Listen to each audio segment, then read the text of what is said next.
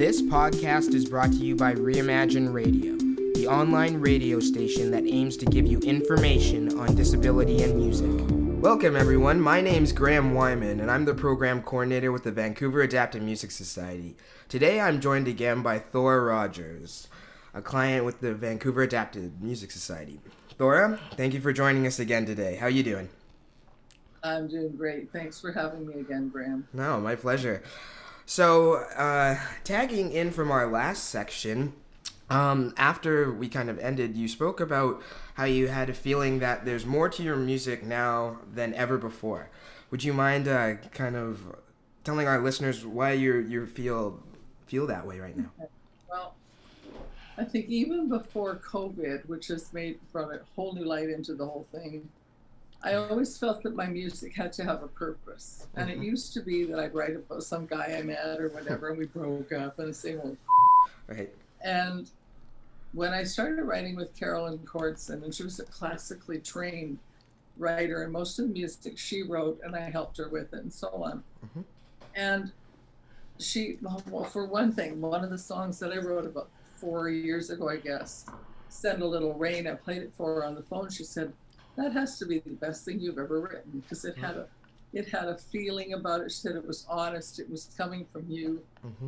So I knew I was going somewhere with this. So when I met my sister Shirley, and she's a life coach,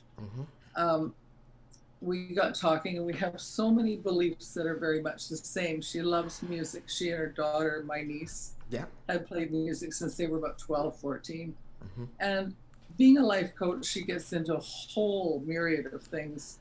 Yeah. And I was trying to think of the wording. When David Simonton decided to start the Involvers, I think it's called the Involvers Group Involvers, and we had a couple of different Involver sessions. Mm-hmm.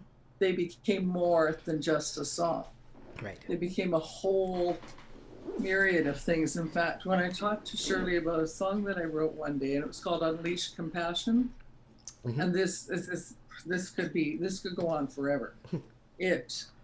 When I started to write it, she and I had a conversation, and she mentioned a couple of things, and I phoned her a little while later and said, here, what do you think of this?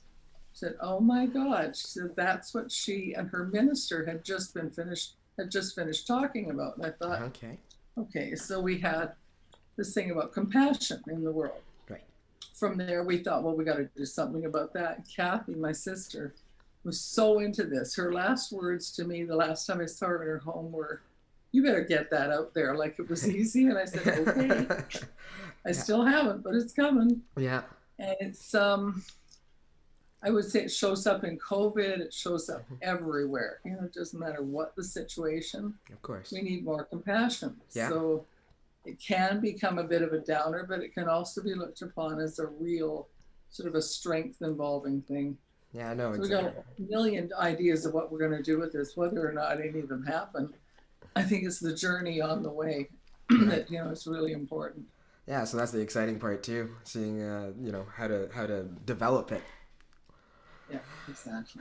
Now, another thing that we spoke about was when you found out that you had Parkinson's, it gave you an opportunity to go find your birth family. What was that experience like for you? Oh, well, that's a totally different. I keep getting baffled by that one.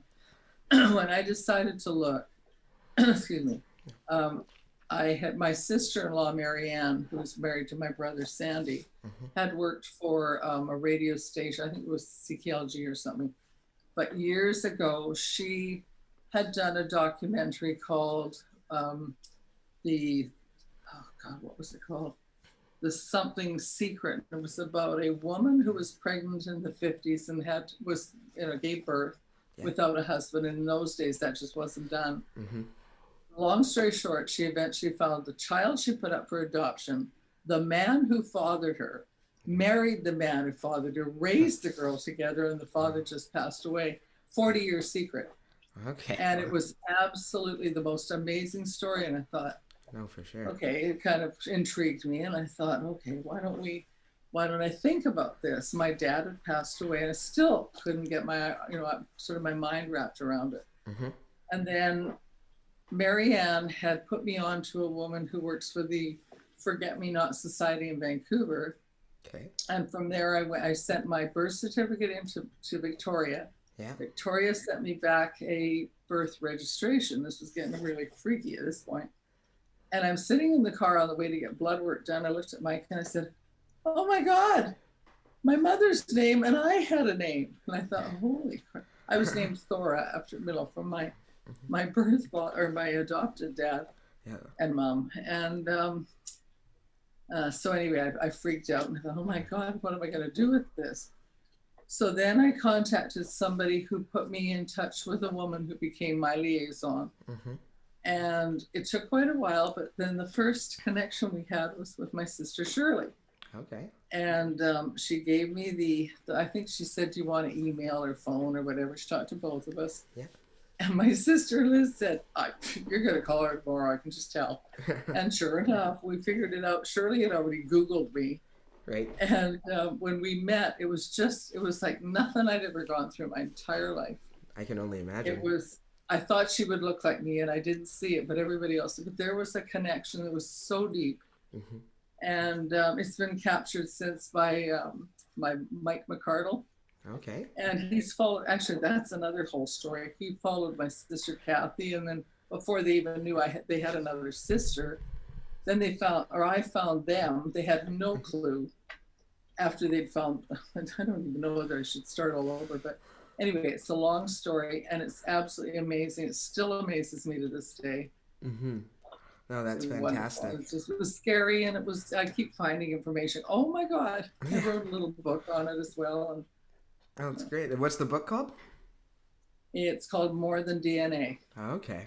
Well, that's very apropos. That's tiny little thing. Yeah, no, that's great.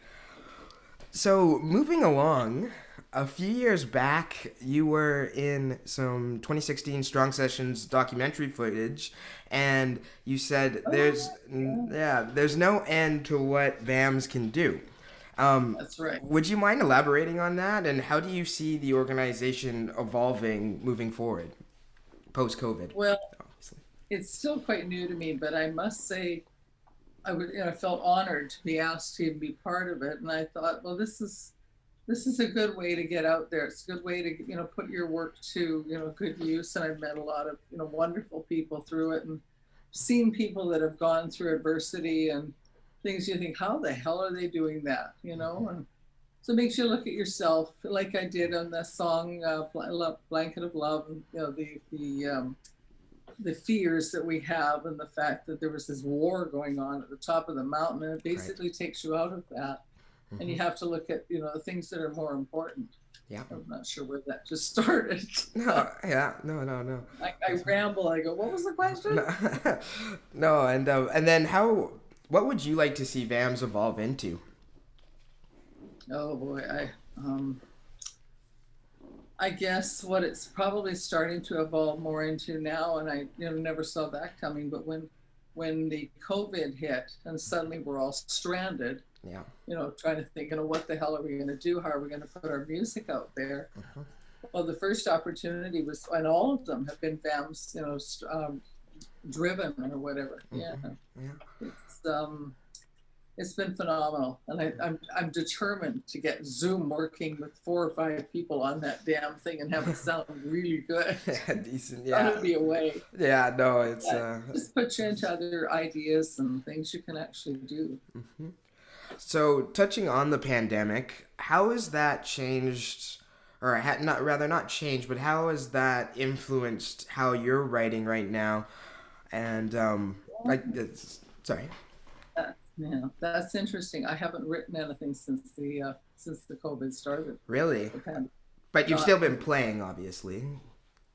Oh yeah, not nonstop. And I am planning towards the next CD and trying to find ways to do that. Right. And Kath and I did send a little rain on a video. We bought a new little sound system. And we're in here going, and she's looking at me. I'm like, oh my God, this sounds so good. Because we're used to not having a sound system. We tried one before, it sucked. Right. So we're sitting there, we're singing. She kept it, and I completely forgot she videotaped it. So she said, I have something for you. She said, I hate to tell you, but I've already posted it on Facebook. I don't know if we could make it better. I really don't. It was just both of us singing guitar by me, and that was it. Yeah. I think we would probably add violin or another guitar or piano to it. Mm-hmm. But yeah. And so, have you taken up any new hobbies? Have you tried any new instruments or just anything else in general? Well, I used to up until about Christmas, and it's still there, and I will go back to it, and I still will dabble in it. I've always been into jewelry for about maybe 20 years, 15 years, maybe at least. Yeah. And I make bead button and bead bracelets and wine glass things that I play around with. Yeah. But other than that, it's mostly music. Music is the one thing that keeps me alive and keeps me going. Yeah. No. I think one time my sister Shirley said, there's a part of your brain that you're obviously tapping into. When you tap into your creative part of your brain, it is also a healing part. Mm-hmm. So before I went on a new format for getting my medication, which used to be by pills, and it would go through the stomach and all the way down, and it would have absorption issues, and you never knew when it was going to work and when it wasn't. And I started something called Duodopa in about, I think it was just January, and it's like night and day the difference. But she said, before that, and I would be starting to play for a family thing or whatever, shaking like crazy, get up there, open my mouth and start singing, and I was fine for 4 hours nonstop. Oh, wow. And she said, so something about that is so second nature to you, just you don't even have to think about it. Right. And then there's other times when you're having a rehearsal and you can't get your leg to stop moving. So it's just nuts. Yeah, there's quite an appreciation that comes out of all that. No, for sure. And so you kind of spoke about some of the VAMS, some things that VAMS has been doing during the pandemic. And one recent thing that we did was we recorded some virtual concerts. That was exciting. Yeah, well, would you mind telling our listeners what it was like to kind of get back into playing into that format? Fabulous, absolutely amazing, and working with you and Dave Simonton was great too. We hadn't done that before, particularly, and it was a whole new venture. We thought this is great. It's new and you try different things, and it was absolutely amazing. I can't wait to hear the final product. Yeah, no, and well, it's just interesting too because this is a different iteration where I guess Kath was playing acoustic guitar, and it was kind of funny. Just, she was doing a great job, but I think this was the first time she said she'd ever been recorded in this way, so she was all nervous. Well, she's the type that goes into a music studio. She was freaking out when I said, "Would you do part of my CD with me?" She said, "What do you mean?" So she went in and she nailed the backup for Love Train in one take. Right. So we called her Kath One Take Dungate. Oh, that's fantastic. Yeah. Takes me forever. She does it in one. Well, hey, sometimes it's just kismet. Like, again, as we spoke in the last session, it's like lightning striking. You can't, it's just even that adrenaline rush can be a perfect tool for recording. Well, she's great. I remember when she was really nervous, and I used to just freak out. Now she's freaking out, and I'm not. Yeah. We go back and forth. But I looked at some of that video footage. I thought, and I looked at Dave Simonton. I said, "Did I make you dizzy?" Because I'm sitting there and I'm playing them all over the place, and everybody's sitting there like this. There's just absolutely no movement at all. I thought, oh my God, what a contrast. No, I was just again focusing because I think we only had. The format that we did, just to give our listeners a little bit of a background, was we rented a space out at Granville Island at Carousel Theaters, and we only had one day to rehearse, and we basically had to get, I think it was around 8 or 9 songs in like 2.5 hours together, and then the next time we got together, we were recording it. So yeah, no, it was very interesting, and again, for instance. Dave and I really hadn't played in about 7 months, so that was interesting. Really? But, yeah. Wow. Yeah. But well, no, thank you. And so, what are you most excited about for people to see off that virtual concert? Well, I guess to see just the fact that we're out there, and that's what's been so hard about all this, is not being able to be around people. And I know there's a lot of people out there that are going a little overboard with their panic and, sort of going, why are you interfering in my life? Well, it's because other people are involved. But still there's that, like, why do we have to do this?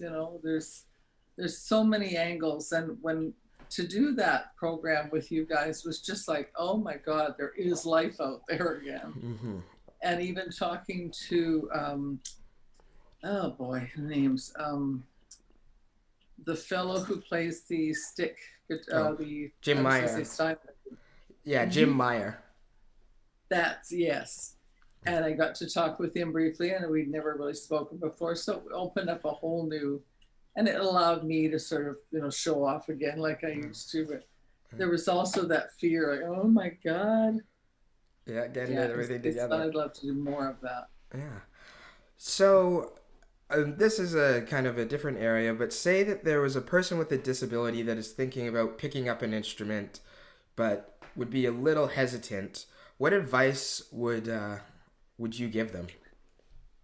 Well, when I used to go to a Dr. Rebuy at GF Strong, when I first had my right knee replaced about 3 years ago, I guess. Mm-hmm. I gave him a copy of the CD, and he said he had a young lady that was one of his patients.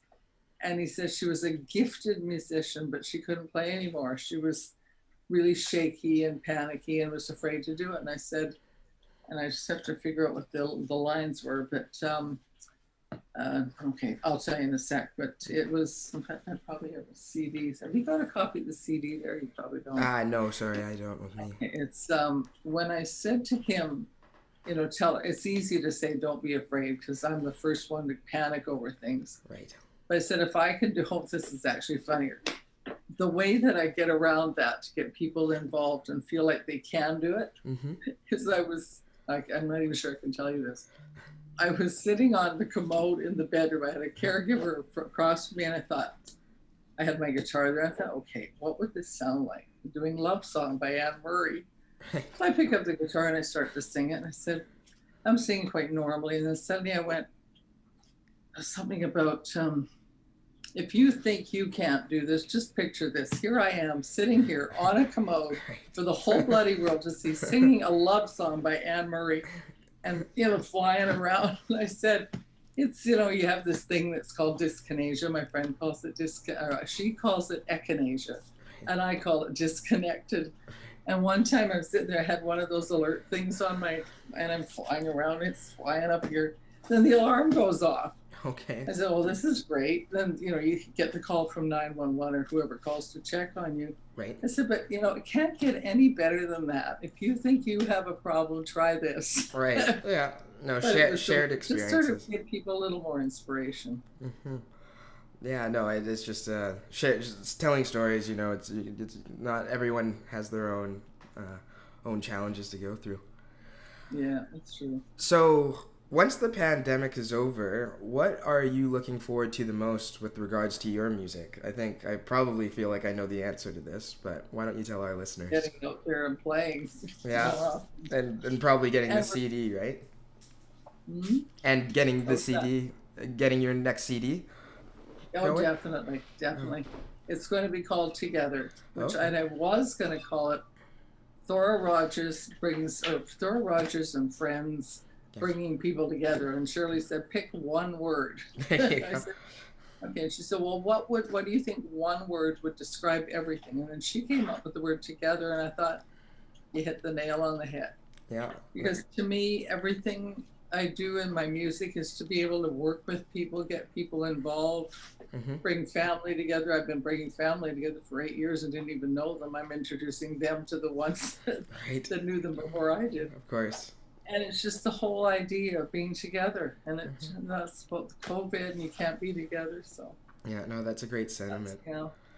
So to take us out in the second segment, you have a song called Love Train, and you've kind of touched on it a bit, but would you mind just letting us know what the kind of what the background is on the track? I can. I was sitting in my sister's home one time, and her best friend, Ed Harkness, they've been best friends for 32 years. I'm not sure what made me start to write this, but I can't even think what the words are, but it's about two people who have such a deep love and an admiration for each other, but not married, not love as we would think of it to be. Yeah. And it was about how they met. It was, they met outside of church. I think he was asked to come and help, these people get this woman out of the van. Right. And that was it. And then he moved in. I think they've been friends for 33 years, I think, by the time she passed away. And that song is just, it's a heartbreaker now. Yeah. It was something that brought them together. There was bitter and there was sweet all through it. And I finally came up with the final verse. I said, this thing's too short. Right. And it kind of, sort of capped it all. Yeah. And it's different. It was totally different from anything I'd ever written. And it speaks a lot to the whole thing. Nice. Well, Thora, thank you so much for joining us again for part 2. The next week on Reimagine Radio and the Disability Foundation's YouTube channel, we will be promoting Thora's virtual concert. And again, just thank you for being with us here. No problem. Thank you very much for having me. Yeah, no, it was great. So this is Love Train. Everyone stay safe out there and keep that music flowing. Bye.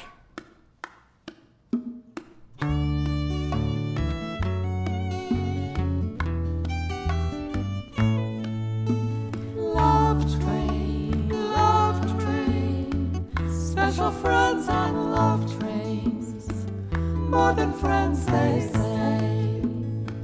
Simple joys each day, life's journey together. Strangers but not for long. They met in the house of our Lord. Destined to be forever. Two hearts as one. Love train, special friends on love trains, more than friends they say.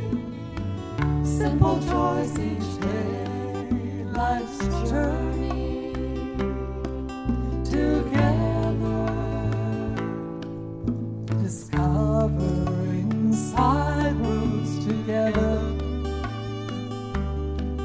They're paved with sadness and joy.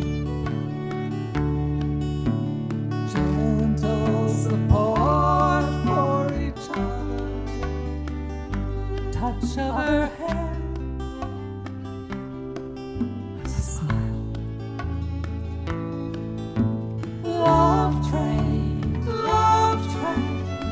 Special friends on love trains, more than friends they say. Simple joys each day, life's journey together.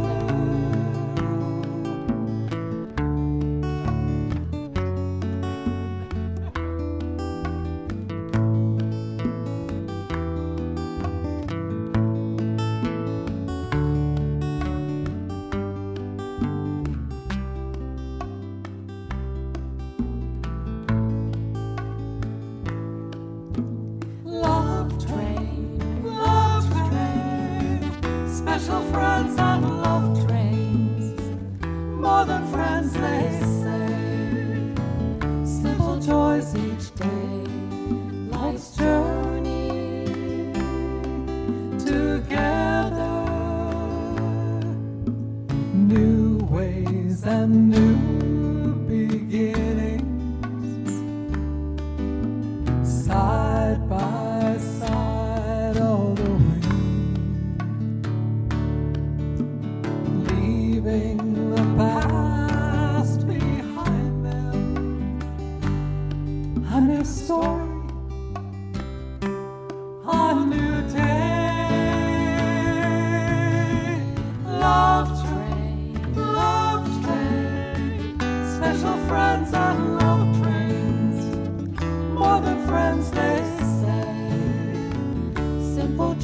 each day, life's journey. Together, love train, special friends and love trains, more than friends they say, simple joys each day, life's journey. Together.